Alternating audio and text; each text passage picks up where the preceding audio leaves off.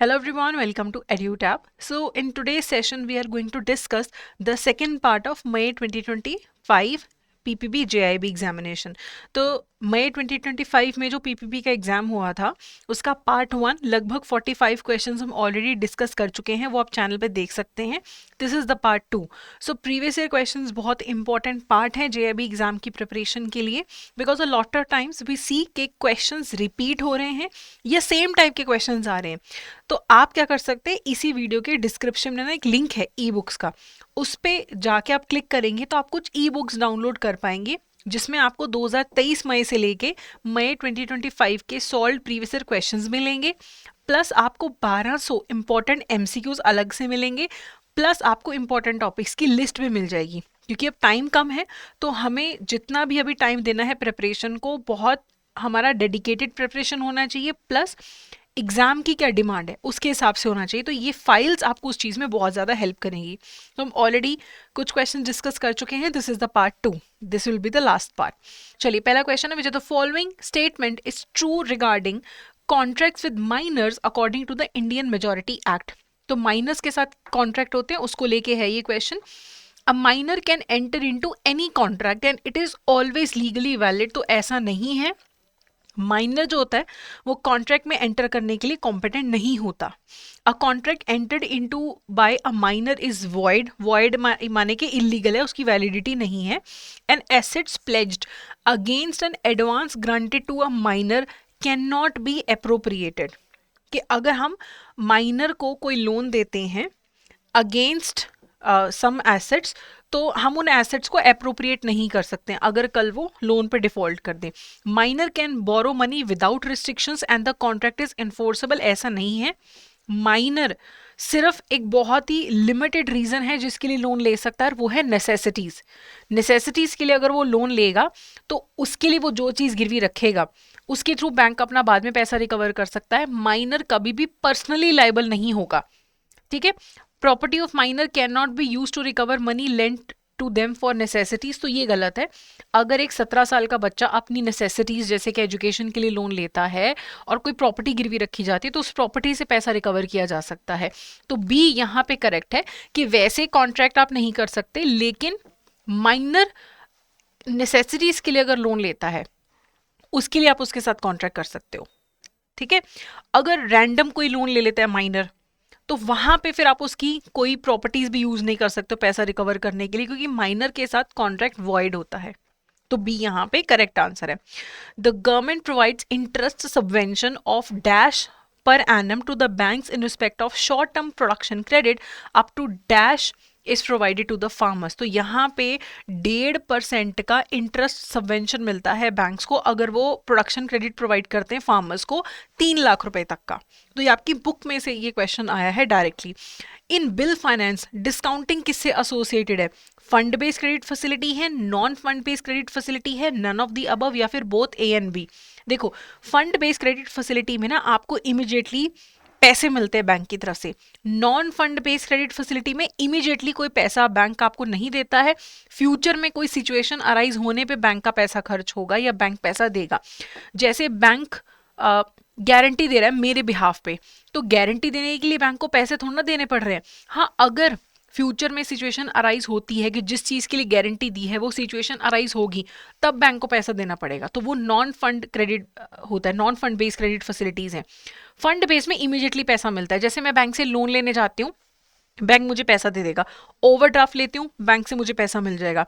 Even अगर मैं अपने बिल्स ले जाके बिल्स की फाइनेंसिंग करवाती हूँ और बैंक उस पर मुझे डिस्काउंटिंग चार्जेस काट के पैसे दे देगा, तो बिल डिस्काउंटिंग में भी मुझे पैसा मिलेगा। तो वो फंड बेस्ड क्रेडिट फैसिलिटी है, तो ए करेक्ट आंसर है।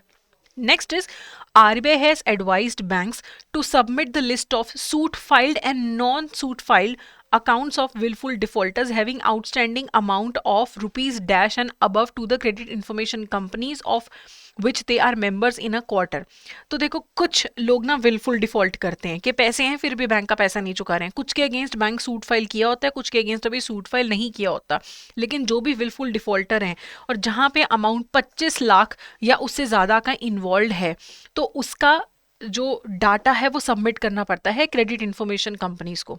ठीक है, जिस भी क्रेडिट इंफॉर्मेशन कंपनी का बैंक मेंबर है, हर क्वार्टर में ये लिस्ट सबमिट होती है विलफुल डिफॉल्टर्स की, जहां पे 25 लाख या उससे ऊपर का अमाउंट इन्वॉल्व है।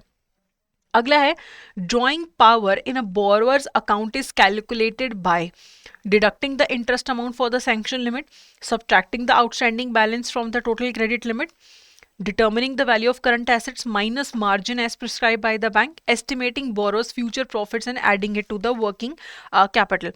तो अगर हमें किसी borrower के अकाउंट में ड्रॉइंग पावर कैलकुलेट करनी है तो उसकी एसेट्स उसने कितनी गिरवी है, कितनी है अवेलेबल, माइनस कर लो मार्जिन, तो जितना अवेलेबल अमाउंट होता है उतना फिर उसको ड्रॉइंग पावर मिलती है।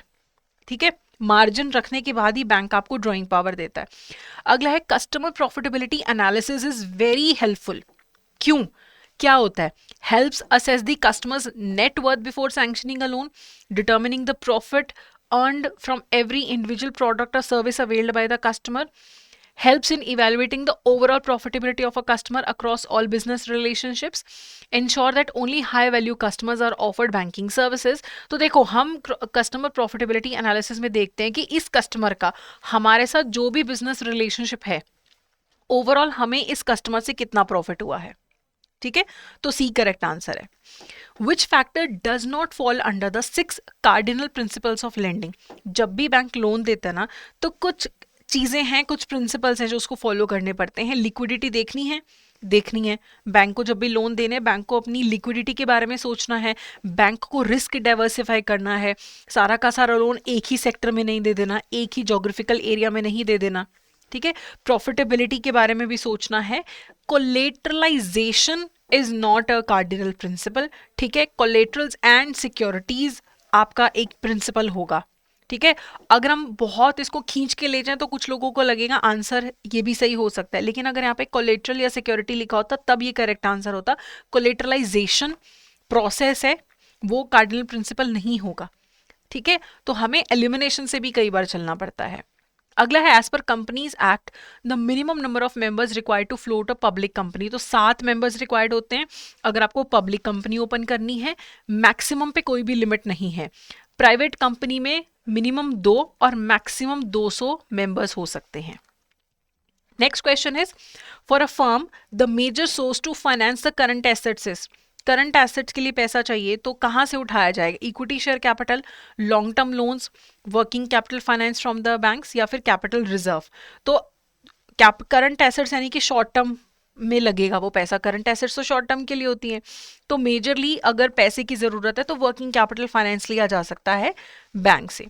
अगला है as per the Nayak committee recommendations the quantum of working capital limits from the bank is a minimum of dash of the projected annual turnover of the business. तो यहाँ पे होगा 20%। तो नायक कमेटी ने रेकमेंड किया है कि quantum of working capital limits from the bank के टर्नओवर का कितना 20% आप बैंक से वर्किंग कैपिटल लिमिट आप ले सकते हो। ठीक है, अगला है in the case of mortgage by deposit of title deeds registration where required must be done by the mortgagee in whose favour the mortgage is created. तो जिसके फेवर में बैंक या जो भी इंस्टीट्यूशन के फेवर में मॉर्टगेज क्रिएट किया गया है in case of deposit by title deeds, तो अगर रजिस्ट्रेशन रिक्वायर्ड है तो मॉर्टगेजी करवा देगा। ठीक है, चलिए, if one of the partners in a partnership firm dies how should the bank handle the operation. Partnership firm में एक पार्टनर की डेथ हो जाती है तो बैंक क्या करेगा, जो भी ट्रांजेक्शन चल रही हैं उनको नॉर्मली कंटिन्यू करने देगा बिना चेंजेस के। ऐसा नहीं होता है, कुछ ना कुछ चेंजेस तो होंगे। इमीडिएटली सारे अकाउंट्स क्लोज कर देने हैं परमानेंटली, ऐसा भी नहीं होगा। Stop transactions in the existing credit facilities to crystallise the liability of the deceased partner and allow further transactions in a separate account. तो ये आपका सही आंसर है। अगर मान लो ए, बी, सी और डी ये 4 पार्टनर्स हैं, इनका पार्टनरशिप फर्म का बैंक अकाउंट ओपनड है, डी की डेथ हो जाती है तो होगा क्या, जो भी रनिंग फैसिलिटी है जैसे कि कैश क्रेडिट है, ओवरड्राफ्ट है, उन्हें रोक दिया जाएगा। ठीक है, और क्रिस्टलाइज कर दिया जाएगा, यानी कि बताया जाएगा कि भाई इतना अब तुमने हमें पे करना है। ए, बी, सी अपना हिस्सा दे देंगे, डी का जो मर गया उसका हिस्सा उसकी प्रॉपर्टी से रिकवर किया जाएगा। बाकी के 3 पार्टनर्स अगर कंटिन्यू करना चाहते हैं तो वो सेपरेट अपना बैंक अकाउंट ओपन कर सकते हैं। तो सी यहाँ पे करेक्ट आंसर है। ठीक है, डी ऑप्शन गलत है। डी ऑप्शन क्या बोलता है कि डी के हिस्से की लायबिलिटी भी एबीसी के सर पे आ जाएगी, तो ऐसा नहीं होगा। अगला है working capital gap is the difference between total fixed assets and long term liabilities, total current assets and total current liabilities including bank borrowings, total current assets and current liabilities excluding bank borrowings, या फिर net worth and total liabilities।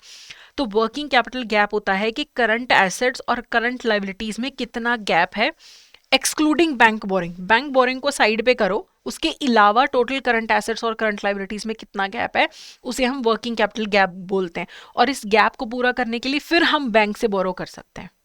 ठीक है, चलिए, under the insolvency and bankruptcy code the adjudicating authority for insolvency of individuals and partnership firms other than LLP is. अब देखो, insolvency bankruptcy code में अगर कोई इंडिविजुअल या पार्टनरशिप फर्म का दिवालिया निकल जाता है, वो बैंकरप्ट डिक्लेयर हो जाते हैं, इंसॉल्वेंट हो जाते हैं, तो उनका जो केस है, वो जो एप्लीकेशन फाइल होती है, वो किसके पास जाती है? कौन है adjudicating authority? Date recovery tribunal है। और कंपनीज और एलएलपीज के केस में नेशनल कंपनी लॉ ट्रिब्यूनल है। Next is an increase in the ratio of current assets to total assets will result in increase in profitability, decrease in profitability, depends on holding level of current assets, will not impact profitability। अब देखो, total assets और ये रही आपकी current assets. अगर आपकी current assets बढ़ जाती हैं, टोटल एसेट्स में पहले ऐसा था कि 100 रुपए की आपकी लॉन्ग टर्म एसेट्स थी, 50 रुपए की शॉर्ट टर्म एसेट्स थी। अब आपकी ये 100 ही हैं, ये आपकी 60 हो गई। अब इससे ना प्रॉफिटेबिलिटी इंक्रीज होने के ज़्यादा चांस, डिक्रीज होने के ज़्यादा चांसेस होते हैं। ऐसा क्यों? क्योंकि हम ये मानते हैं कि जो आपकी लॉन्ग टर्म एसेट्स है, typically, not every time, typically ये माना जाता है कि जो लॉन्ग टर्म एसेट्स हैं वो आपको ज़्यादा प्रॉफिट देती हैं, जो शॉर्ट टर्म एसेट्स होती हैं वो आपको कम प्रॉफिट देती हैं। तो अगर आपके बिजनेस में लॉन्ग टर्म एसेट्स कम हो रही हैं, शॉर्ट टर्म एसेट्स बढ़ रही हैं, तो हम ये मानते हैं कि प्रॉफिटेबिलिटी कम होने के ज़्यादा चांसेस होते हैं। ठीक है, तो बी यहाँ पे करेक्ट आंसर है।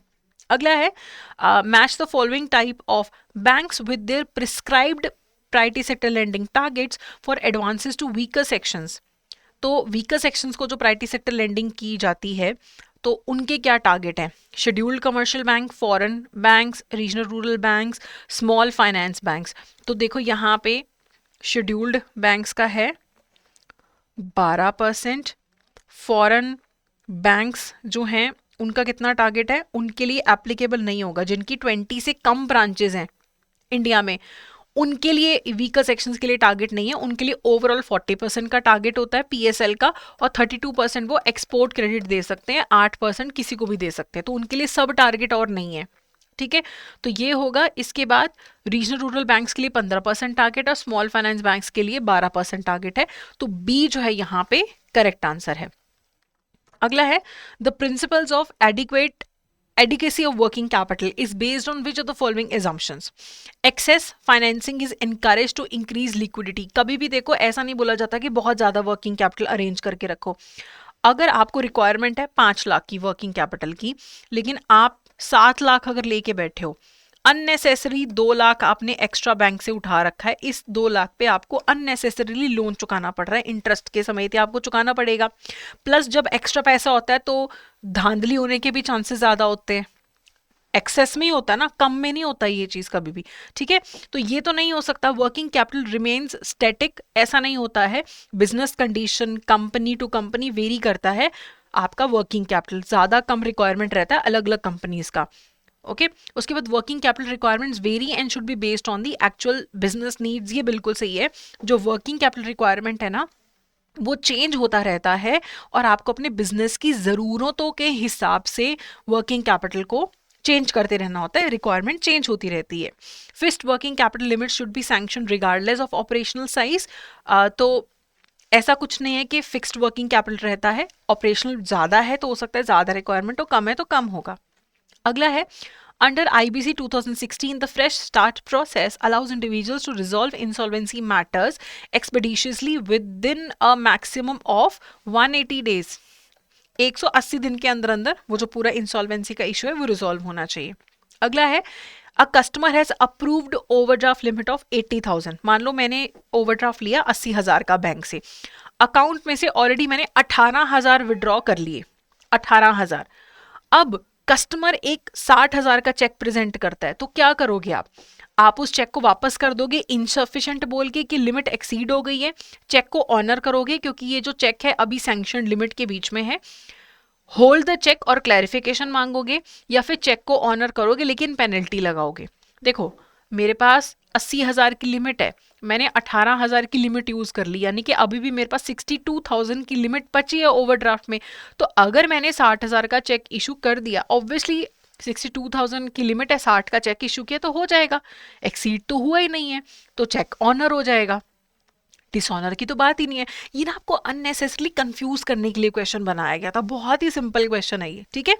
अगला है, which of the following methods is the most commonly used by seasonal industries to calculate working capital requirement. तो जो सीजनल इंडस्ट्रीज होती हैं वो ऑपरेटिंग साइकिल मेथड यूज करती हैं, ठीक है, सी यहाँ पे करेक्ट आंसर होगा।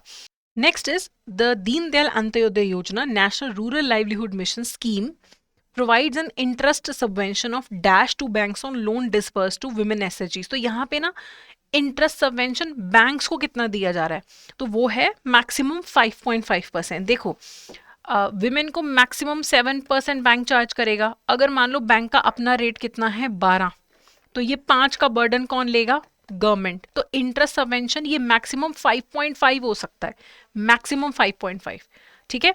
तो बी जो है यहाँ पे करेक्ट आंसर है। विमेन को कितना दे रहे हैं वो बात नहीं हो रही है, ठीक है, यहाँ पे इंटरेस्ट सबवेंशन बैंक्स को कितना मिल रहा है अंडर दिस स्कीम। अगला है, dash topology describes how data flows through network, physical, logical, mechanical या फिर नन ऑफ द अबव। तो लॉजिकल टोपोलॉजी आपको बताती है कि डाटा नेटवर्क में कैसे फ्लो हो रहा है, ठीक है, तो बी करेक्ट आंसर है। अगला है, most ATMs in India are connected through which of the following switches for inter bank transactions. तो हम यूज करते हैं नेशनल फाइनेंशियल स्विच, जिसे एनपीसीआई ने जो अभी मैनेज किया हुआ है। अगला है, which of the following is not a feature of cheque in an electronic form, it can be process without the need for physical presence of the cheque. बिल्कुल सही, ई चेक में फिजिकल चेक की क्या जरूरत है। It requires manual signature on the physical document for verification. तो ऐसा बिल्कुल भी नहीं है। इलेक्ट्रॉनिक फॉर्म का मतलब ही क्या है कि फिजिकल डॉक्यूमेंटेशन की जरूरत ही नहीं बची है अभी, ठीक है। It can B transfer electronically between banks, correct. It allows for faster settlement, correct. LAN network protocol implementation and functionality depend upon network topology, operation system, network adapters such as Ethernet and token ring, only the type of cables used in the network। तो LAN network protocol implementation depend करता है adapter कौन सा है, कि Ethernet है या token ring है, उस पे डिपेंड करेगा कि नेटवर्क जो प्रोटोकॉल है उसका कैसे इंप्लीमेंटेशन होगा। ईथरनेट अलग तरीके से काम करता है, टोकन रिंग रिंग टोपोलॉजी के फॉर्म में काम करता है। आगे है, what are the purposes of disaster recovery sites, select all that apply, to maintain the continuity of business activities of CBS branches in case of central system or network failures। बिल्कुल सही है कि देखो अगर आपका बिजनेस में कोई गड़बड़ भी हो जाए तो डिजास्टर रिकवरी साइट के थ्रू आपका काम चल जाएगा। To ensure the uninterrupted functioning of branches and online delivery channels integrated with CBS, to act as a backup providing reliable and continuous processing environment. मान लो हैक हो गया, गड़बड़ होगी, लेकिन आपके पास एक डिजास्टर रिकवरी साइट है कि कुछ गड़बड़ होगी तो यहाँ से हम डाटा रिट्रीव करके अपना काम चला लेंगे। बैकअप समझ लो एक तरीके से, ठीक है। मार्केटिंग टूल नहीं होता है ये डिजास्टर रिकवरी साइट, ना ही किसी स्पेसिफिक ब्रांच के लिए होता है ये, ओके। पूरे बैंक को हेल्प करेगा अगर के मेन सिस्टम में प्रॉब्लम आ जाए तो डिजास्टर रिकवरी साइट के थ्रू काम चला लेंगे। तो 1 2 3 ए यहाँ पे करेक्ट आंसर है। Which of the following statement correctly describes the features, objectives of an information system audit? IS audit helps in determining whether adequate security and control measures are in place to safeguard data and IT assets. IS audit involves designing and installing new IT systems for improving automation। ऐसा कुछ नहीं होता है कि हम IS audit है इसमें हम नए IT सिस्टम की बात थोड़ा ना करते हैं। ऑडिट में तो जो ऑलरेडी है उस पर हम चेक रखते हैं। तो IS ऑडिट में हम ये चेक करते हैं कि जो भी हमारा डाटा है, हमारी एसेट्स हैं IT रिलेटेड, उनमें प्रॉपर सिक्योरिटी है, प्रॉपर कंट्रोल है, वो हम चेक करते हैं। तो पहला वाला सही है, दूसरा गलत है। IS audit assist in evaluating the efficiency and effectiveness of resource usages in computerised environment. बिल्कुल सही कि आपके जो रिसोर्सेज है क्या आप उन्हें इफेक्टिवली यूज कर रहे हैं या नहीं कर रहे हैं। It focuses only on detecting frauds and not preventing controls. तो ऐसा नहीं है, प्रिवेंटिव मेजर्स भी लेने हैं और कुछ फ्रॉड हुआ है उनको भी डिटेक्ट करना है, तो दोनों चीजें करनी है। ठीक है, तो यहाँ पे ए 1 एंड 3 करेक्ट आंसर है। अगला है which of the following are objectives of business process reengineering in banks? To realign existing business purposes with the benefits of new technology platforms. ये आपका बिल्कुल सही है कि एग्जिस्टिंग बिजनेस प्रोसेस को नई टेक्नोलॉजी के हिसाब से आप रीअलाइन करते हो बिजनेस प्रोसेस री इंजीनियरिंग में। To implement traditional manual banking processes more efficiently. तो यहाँ पे ऐसा नहीं होता है कि ट्रेडिशनल मैनुअल बैंकिंग चल रही है, आजकल तो सब कुछ ऑनलाइन हो चुका है। To utilize best business practices supported by technology for improved service delivery, to deliver enhanced customer value by aligning process with technological platforms। तो बाकी के सारे ऑप्शन सही हैं, बी ही यहाँ पे गलत है। ठीक है, आपका जो बैंकिंग करने का तरीका है ना वो बिल्कुल री इंजीनियर हो चुका है, जैसे आप पहले करते थे और अब के जो बैक एंड प्रोसेस है वो पूरे पूरे डिफरेंट है। तो बीपीआर हो चुका है कि कौन सी बेस्ट प्रैक्टिसेस है जिससे आप बेस्ट डिलीवरी कर पाओगे, की जो कस्टमर को जो हम वैल्यू प्रोवाइड कर रहे हैं वो हम इंप्रूव करते हैं टेक्नोलॉजी यूज करके। तो बी करेक्ट आंसर है। अगला है which device is use to convert signals between analogue and digital forms both from digital to analogue and analogue to digital. देखो मेरा कंप्यूटर डिजिटल समझता है और केबल्स के थ्रू डाटा मूव करता है, केबल समझती है एनालॉग। तो एनालॉग को डिजिटल में और डिजिटल को एनालॉग में कन्वर्ट करने का काम करता है modem, modulator, demodulator. Okay, next है हमारे पास which network topology is most vulnerable to security breaches and eavesdropping? Bus topology है। बस टोपोलॉजी ऐसे होती है ना देखने में कि ये एक सिंगल बैकबोन केबल होती है, इसके साथ आपके डिवाइसेस सारे कनेक्टेड हैं। तो ये इसमें ये बहुत कम यूज होती है बिकॉज ऑफ दिस रीजन कि इसमें सिक्योरिटी ब्रीचेस बहुत इजीली हो सकते हैं। अगला है which of the following standards are features of Swift system? Swift operates only during standard banking hours and does not guarantee timely delivery of messages. तो ये गलत है, ठीक है, 24/7 काम करता है ये। Swift uses standardized message formats for all interbank financial communication, बिल्कुल सही। Swift ensures confidentiality and protection of information from unauthorized disclosure and tampering, सही। Swift is limited to domestic banking, no, internationally काम करता है ये। Swift is operational 24/7 and supports rapid message transmission globally, correct। Swift assumes financial liability for validated message from entry to exit within its network। तो Swift कभी भी financial liability assume नहीं करता है, ठीक है। तो यहां पे फिर करेक्ट आंसर क्या होता है? 2, 3 एंड 5। क्योंकि देखो जो स्विफ्ट है ना उसका काम फाइनेंशियल लाइबिलिटी लेना नहीं है, उसका काम है कि मैसेज को यहां से वहां पहुंचाना है, फाइनेंशियल मैसेज को वो पहुंचा देगा, ठीक है। अगला क्वेश्चन देखते हैं, विच of the following statement correctly describes features of white label ATMs as per RBI guidelines? White label ATMs are set up, owned and operated by non-banking entities, बिल्कुल सही है, नॉन बैंक से इसको चलाते हैं। WLA operators are allowed to accept deposits into their own and other accounts at the ATM। तो ऐसा नहीं है कि WLA operators अपने अकाउंट्स में या दूसरे अकाउंट्स में पैसा एक्सेप्ट कर लेंगे, ठीक है, into their own or other accounts at the ATM, ऐसा नहीं होता है। Only card issued by banks and RBI approved institutions can be used at WLA, बिल्कुल सही। WLAs do not display the branding of any bank and are accessible to customers from all banks, correct। WLA operators can charge fees directly from customers for ATM usage। तो customer से directly charge करने की जिम्मेदारी WLA की नहीं होती, WLA जो होते हैं वो बैंक से चार्ज करते हैं, ठीक है, कस्टमर से चार्ज नहीं करते हैं, तो ये गलत है। WLA operators can earn revenue through advertisements and value added services, तो ये आपका बिल्कुल सही है। तो 1, 3 and 4, 6 सही है, 5th आपका गलत है। And they are allowed to accept deposits into their own or other accounts at the ATM, ये गलत है। देखो जो WLA operators है ना वो आपको नॉन बैंकिंग एंटिटीज है जो ATM सेटअप करते हैं, ऑपरेशनल कर देते हैं, ये उनका काम होता है और इसके लिए वो फीस चार्ज करते हैं, ठीक है। तो ए यहाँ पे करेक्ट आंसर है। In a LAN, network protocol implementation and functionality primarily depend on, आपका LAN का network protocol implementation कैसा होगा ये हम पहले भी देख चुके हैं, अडेप्टर पे डिपेंड करता है, ठीक है। अडेप्टर है, नेटवर्क कार्ड है, नेटवर्क इंटरफेस कार्ड है, उन चीज़ों पे डिपेंड करता है कि लैन का नेटवर्क प्रोटोकॉल इम्प्लीमेंटेशन कैसा होगा।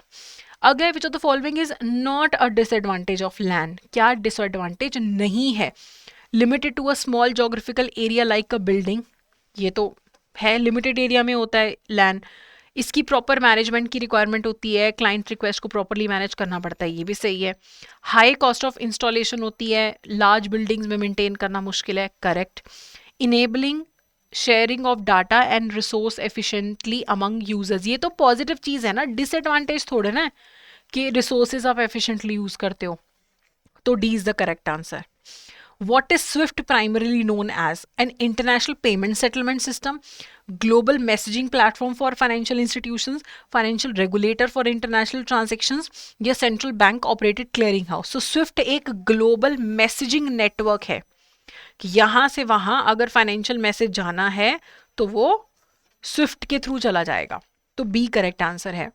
अगला है, which of the following devices can use wireless connectivity? Printer, thermostat, PC, all of the above. सभी में अब तो वायरलेस कनेक्टिविटी हो सकती है। प्रिंटर भी वायरलेस हो सकता है, थर्मोस्टेट भी जिससे टेम्परेचर हम रेगुलेट करते हैं, पीसी भी, तो सारे ही आपके वायरलेस हो सकते हैं।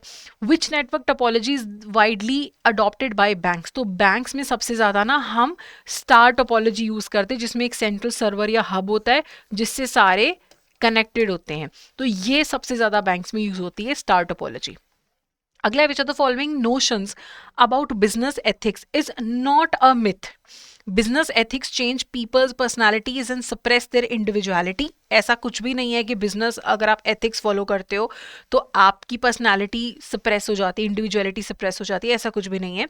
Business ethics can not be managed and is largely a personal matter. No, ऐसा नहीं है। एथिक्स को ट्रेनिंग वगैरह दे के मैनेज किया जा सकता है। इंडिविजुअली भी ये मैटर है और ये बिजनेस लेवल पे भी मैटर है ethics. Business ethics is just about CSR। देखो CSR अलग है कि आप सोसाइटी से रिसोर्सेज ले रहे हो तो आपकी सोसाइटी के प्रति जिम्मेदारी है, लेकिन business ethics is a larger thing. ठीक है, business ethics plays an important role in daily decision making and resolving ethical dilemma. ये बिल्कुल सही है। इवन जो आपके रोज के डिसीजन है ना, छोटी छोटी चीज़ों में भी आप एथिक्स दिखा सकते हो, स्पेशली बिजनेस लेवल पे। आप कैसा प्रोडक्ट ऑफर कर रहे हो, आपके एम्प्लॉयज़ टाइम पे आ रहे हैं, ये बहुत छोटी छोटी चीज़ें हैं। हमारे रोज की चीज़ों में हम एथिक्स यूज़ करते हैं। ठीक है, our next is our internal reactions to other are primarily influenced by. हमारा जो इंटरनल रिएक्शन है कि कोई चीज़ हुई, हम अंदर से कैसे रिएक्ट कर रहे हैं, वो किस पे डिपेंड करता है? Social norms, beliefs and perceptions, external environment, actions of others. हमारा क्या बिलीफ है, क्या हमारा बिलीफ सिस्टम है, हमारे विश्वास क्या है, हमारा परसेप्शन क्या है, हमारा नज़रिया क्या है चीज़ों को देखने का, उसके बेसिस पे हमारा इंटरनल रिएक्शन होगा। सोशल नॉर्म्स, एक्सटर्नल एनवायरनमेंट, ये सारी चीज़ें भी मैटर करती है, लेकिन सबसे ज़्यादा अगर हम इंटरनली किसी चीज़ पे रिएक्ट कर रहे हैं तो हमारा क्या बिलीफ सिस्टम है, हमारा क्या परसेप्शंस है, वो मैटर करेगा। तो बी जो है यहाँ पे करेक्ट आंसर है। ओके, अगला है, which are the following statements about business values are correct?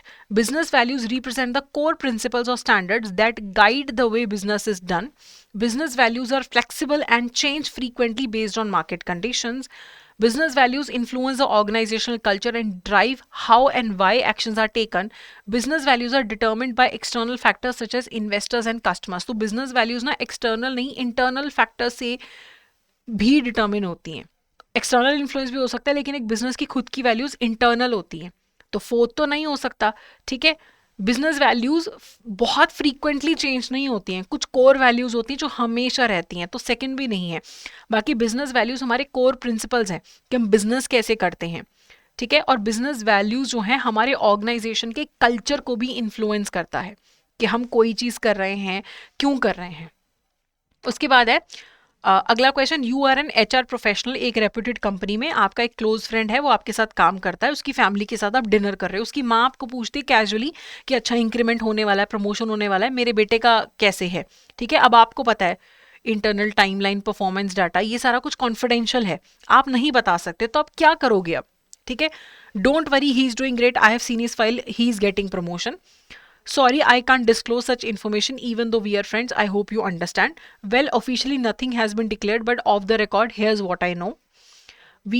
We have just had an HR meeting, let me tell you everything. तो आप एथिक्स के अकॉर्डिंगली आपको कॉन्फिडेंशियलिटी का ध्यान रखना है, इम्पार्शियलिटी का ध्यान रखना है, तो आप ये बोलोगे कि भाई ये इन्फॉर्मेशन मैं डिस्क्लोज नहीं कर सकता, सॉरी। ठीक है, अगला है unethical behaviour at a work place can be caused by which of the following. अगर एक ऑर्गेनाइजेशन में अनएथिकल काम हो रहे हैं, उसके क्या कारण हो सकते हैं? Lack of fear of action, आपको पता है कि आप गलत कर भी रहे हो ना, कुछ नहीं मेरा होने वाला, तो आप अनएथिकल बिहेवियर करने से डरोगे नहीं। आपकी को एम्प्लॉइज गलत हैं, आपको भी गलत काम करने में सपोर्ट कर देंगे। ठीक है, क्लोज सर्विलेंस, सर्विलेंस होगी फिर नहीं आप इजीली अनएथिकल बिहेवियर कर पाओगे। ठीक है, तो 1 and 2 करेक्ट आंसर है।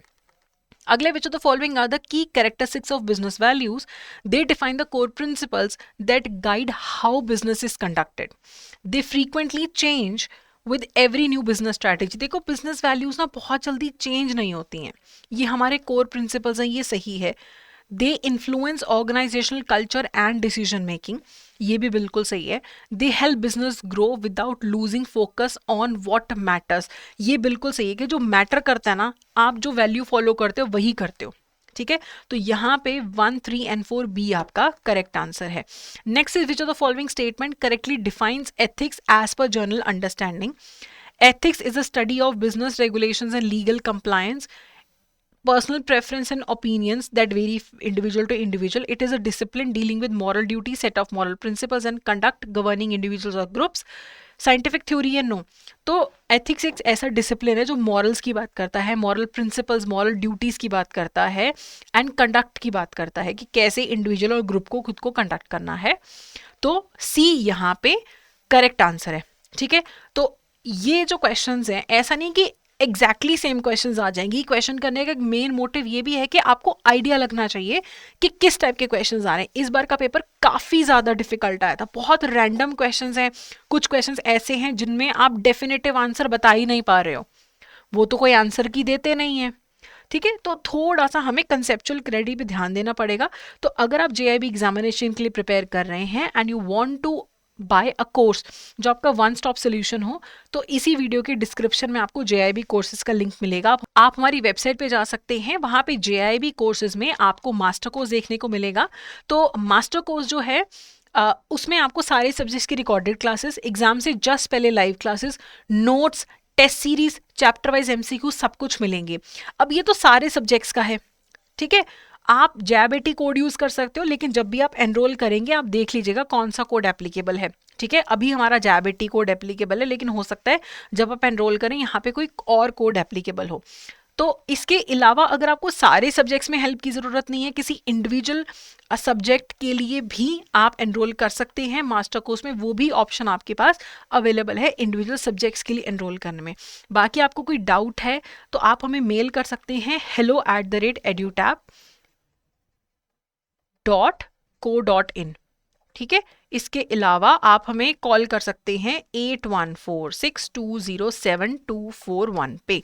कोई भी डाउट हो आप ज़रूर पूछ सकते हैं। So that's it for today, thank you so much, have a great day.